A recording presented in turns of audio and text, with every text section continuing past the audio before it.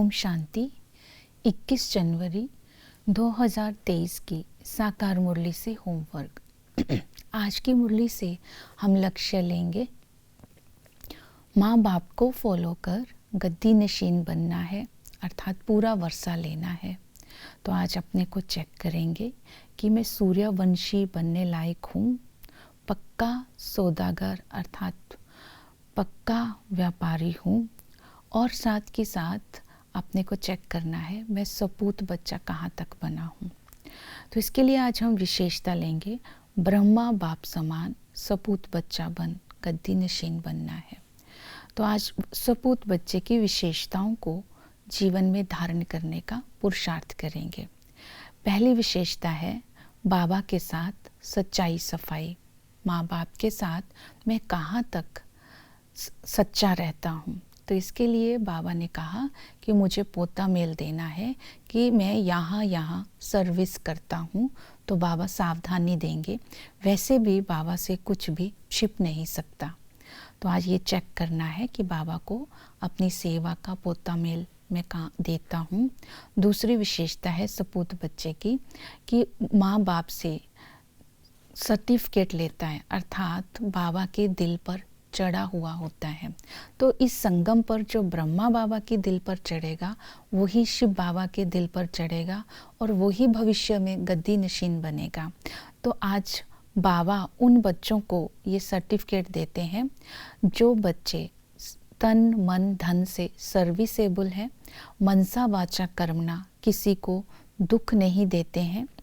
ऐसे सपूत बच्चे जो कि सूर्यवंशी बनने का, माला में पिरो जाने का पुरुषार्थ करने की लगन में रहते हैं, अर्थात यही उनको तात रहती है।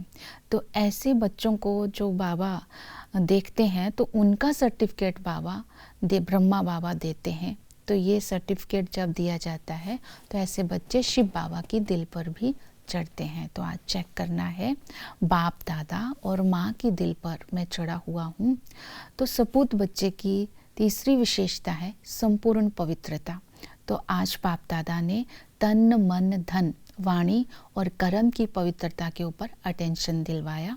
तन की पवित्रता अर्थात बाबा ने कहा सतयुग में विष नहीं होता है, तो तुम्हें अभी विष को छोड़ना है और पवित्र बनना है।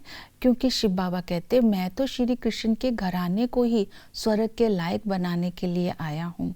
तो दूसरों को दुख देना भी अपवित्रता है, काम कटारी चलाना भी अपवित्रता है।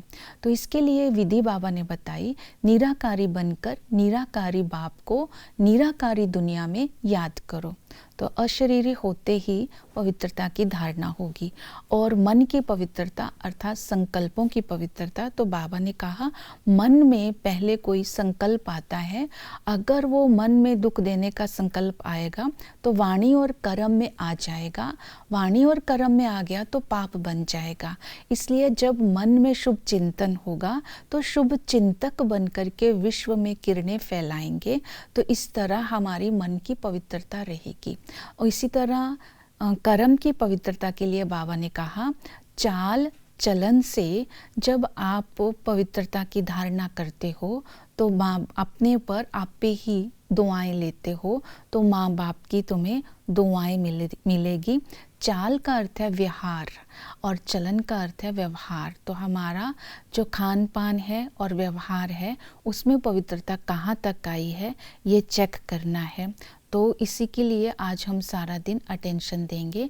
वाणी की पवित्रता के लिए स्मृति दिलाई बाबा ने, तुम मास्टर सतगुरु हो, तुम्हारे बोल में व्यर्थ नहीं होना चाहिए। आज अपने बोल को अंडरलाइन करेंगे, हर बोल समर्थ होगा तो वो बोल महावाक्य बन जाएगा। तो ये है वाणी की पवित्रता। तो इसी तरह जब हम अपने कर्मों में पवित्रता लाएंगे, किसी को दुख नहीं देंगे, तो बाबा की याद भी रहेगी और साथ साथ सेवा भी होगी। तो ऐसे बच्चे ही सर्विसेबल होंगे, रूहानी सर्विस कर पाएंगे। तो रूहानी सर्विस करने करने के लिए याद और सेवा का बैलेंस रखना है और कर्तव्य की स्मृति रखनी है कि हम सृष्टि को ही नहीं लेकिन 5 तत्वों को भी पवित्र बनाने वाले हैं। तो इस तरह जब बाबा की याद तब रहेगी जब ज्ञान का दान देते रहेंगे। तो इस तरह निस्वार्थ भाव से आज सेवा भी करेंगे, तब हम सतयुग में सूर्यवंशी घराने के लायक बन जाएंगे। ओम शांति।